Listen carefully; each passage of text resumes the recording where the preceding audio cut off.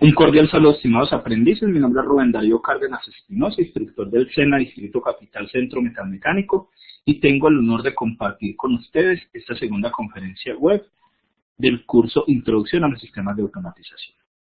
El objetivo es brindar claridad acerca del tema actuadores y socializar las actividades calificables propuestas para la unidad 2. La agenda propuesta a costa de salud inicial, que es el que acabamos de dar. Después vamos a hablar sobre los actuadores. Seguido socializaremos las actividades calificables de la unidad 2, después sesión de preguntas y por último conclusiones. Los actuadores, entonces, como habíamos dicho en la primera sesión en línea, son aquellos elementos o dispositivos que se encargan de generar movimiento de elementos según órdenes de una unidad de control. Es decir, es un transductor, o sea, un elemento que convierte una señal eléctrica en una señal de movimiento, bien sea hidráulico, neumático o físico. Para los sensores hay unos criterios de selección, como son la potencia, la controlabilidad, el peso y volumen, la precisión, velocidad, mantenimiento y costo. Generalmente el tipo de control que se hace al proceso se hace por interrupción, por regulación, alarma o rotación. En general, cuando se va a automatizar un sistema, la selección puede darse así. Primero, cuando se necesita mover, desplazar o soportar algún peso.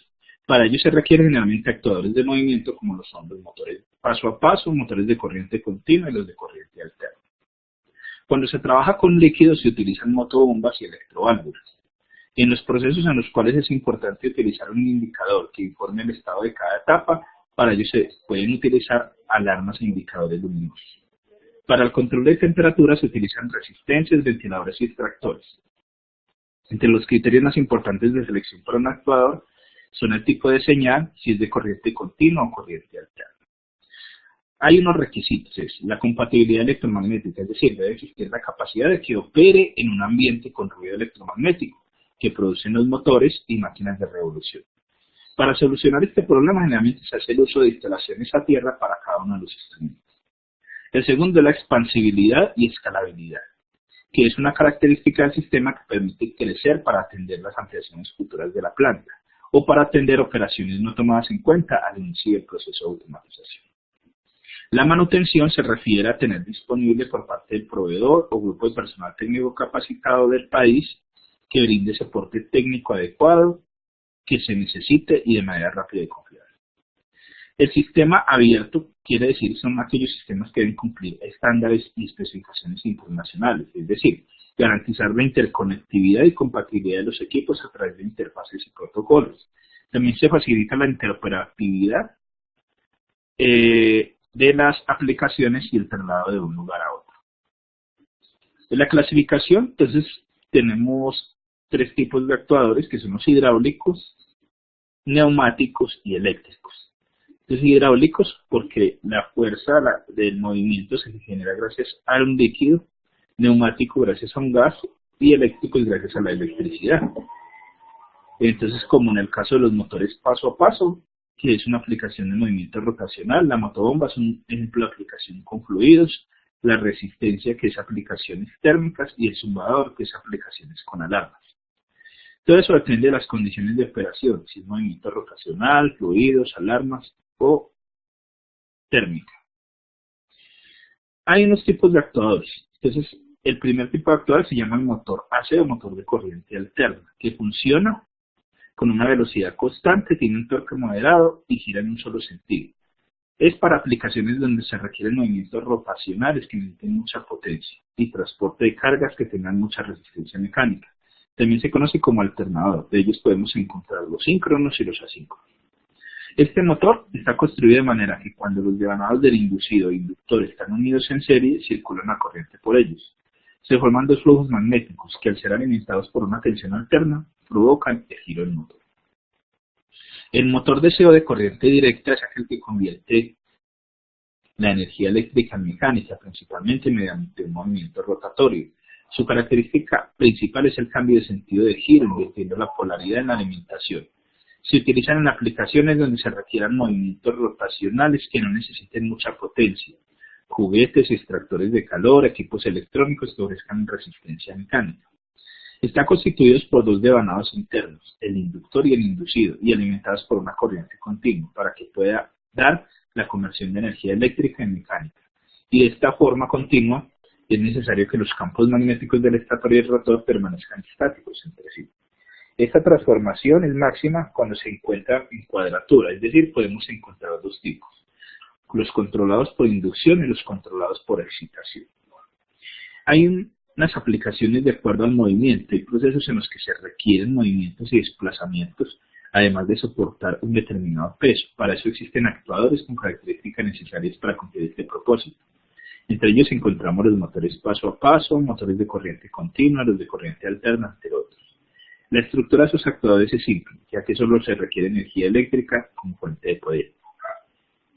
En la mayoría de los casos es necesario utilizar reductores debido a que los motores son de operación continua. En el caso de aplicaciones de alarma, hay procesos que se requieren de algún tipo de aviso al finalizar la tarea o al llegar a un límite, simplemente generar una advertencia. Para eso existen los actuadores como zumbadores y pilotas.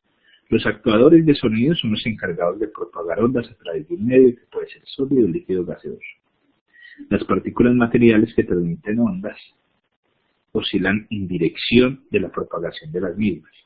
Los actuadores que generan sonidos a más de 20.000 Hz se denominan ultrasónicos. Los de aplicaciones térmicas, entonces, son aquellos que requieren un control de temperatura. Para eso existen actuadores con características necesarias para cumplir el propósito. Su propósito encontramos las resistencias eléctricas, ventiladores y extractores, entre otros. Los actuadores de calor están conformados por semiconductores en donde el flujo de corriente eléctrica produce una pérdida de energía que se transforma en calor. El calor producido en el actuador calorífico se propaga por todo el espacio que lo rodea. Esta transmisión de calor puede producirse de tres formas. Por conducción, cuando hay transferencia de calor de un cuerpo a otro hasta conseguir una temperatura estable de los dos cuerpos. Por convección, es el calor de un sólido que se transmite mediante la circulación de un fluido que rodea a este y lo transporta de un lugar a otro. Este proceso se llama convección natural. Si la circulación del fluido se provoca por un medio externo, se denomina convección forzada. La radiación es el calor que se transmite mediante emisiones electromagnéticas y son irradiadas por cualquier cuerpo, cuya temperatura debe ser mayor a 0 grados Kelvin. El estado de la superficie incluye una gran variedad de medidas y una cantidad de calor radiado.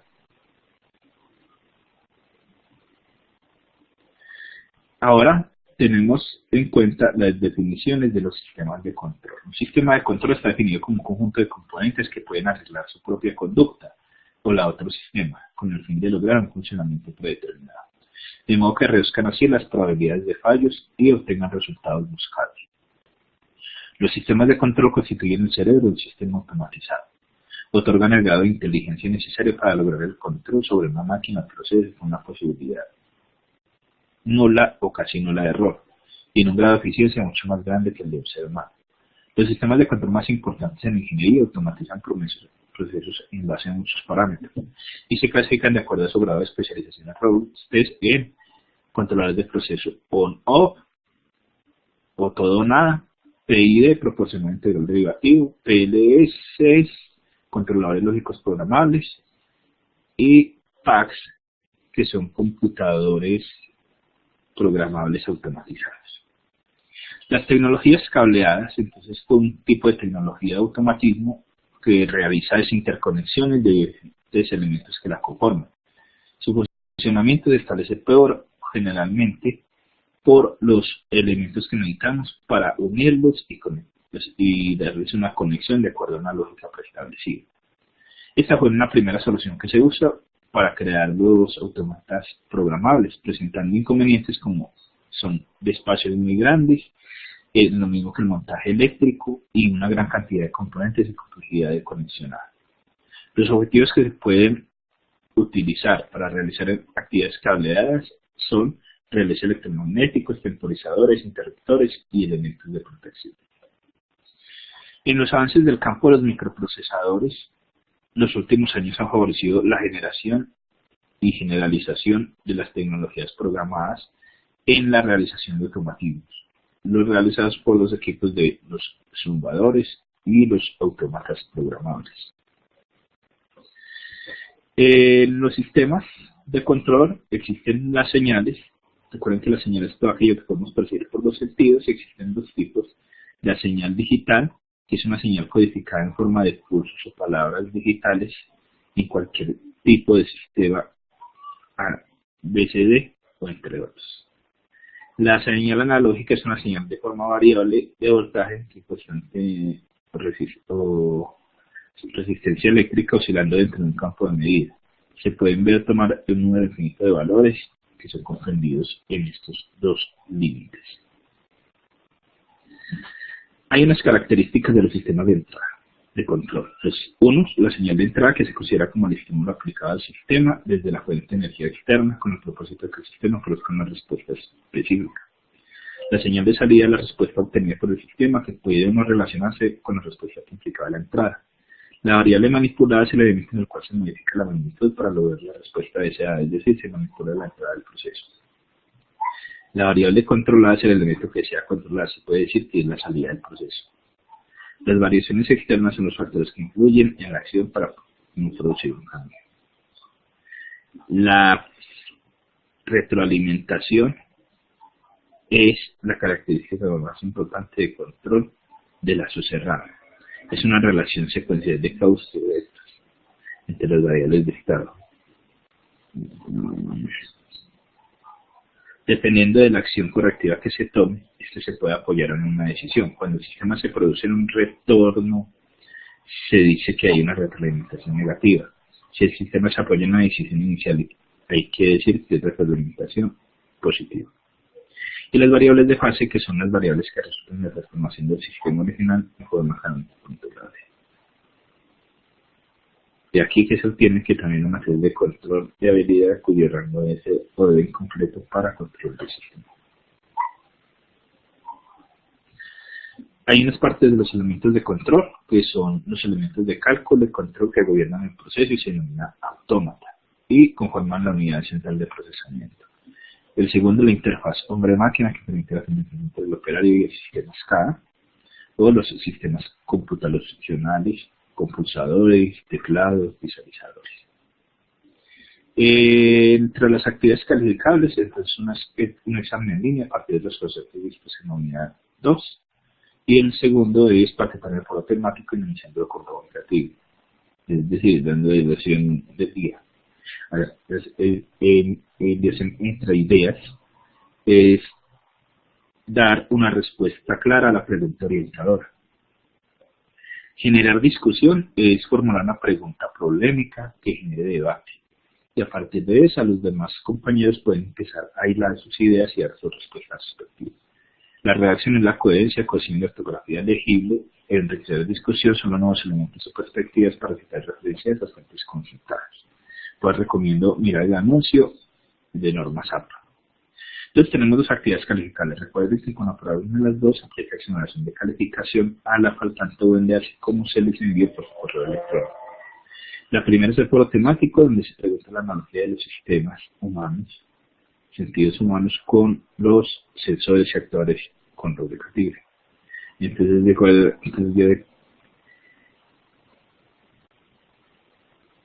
Entonces eso consiste en que cuando doy clic en la apertura de inicio del foro respectivo, foro temático 2, siempre deben dar respuesta a esa secuencia de apertura. Después que sigue, colocan un título borrando en el asunto la parte que hay y compuse el tema. Es decir, mi analogía, mi punto de vista de la comparación sensores y actuadores. ¿Qué sigue? La acción. Entonces, a partir de la pregunta orientadora en el foro, que consiste en presentar la analogía entre sensores y actuadores con los sentidos humanos, a continuación va a dar mi respuesta. Y empiezo a dar tus respuestas y puntos de vista. Ya tú debes dedicar que la redacción esté con buena letra, tipo de letra, buena ortografía, y lo que sigue de ahí, después de eso, es generar discusión, formulando una pregunta problemática que genere discusión, y enriquecer la discusión. Entonces, encontrar artículos, tal elemento, por ejemplo, el caso de la análisis electrónica, el gusto artificial. Entonces, aquí está este artículo, les invito a que lo vean, complementa por esto y esto y esto, da elementos que no lo agrega. Después sigue la conclusión final, y donde presenta las citas y las referencias de las citas que presentó, si usa una consulta externa para evitar probar los derechos de autor o sacar el plagio. Después sigue la evaluación en línea, que es a partir de los contenidos temáticos que algunos de los que hemos trazado, y después sigue la conclusión. Les agradezco su participación. Un cordial saludo. Rubén Darío Cárdenas Espinosa. Recuerden los criterios de calificación y los incentivos de nivelación enviados a sus correos electrónicos y socializados tanto en el chat, en el WhatsApp, en correo electrónico y en los diferentes foros. Un cordial saludo. Rubén Darío Cárdenas Espinosa.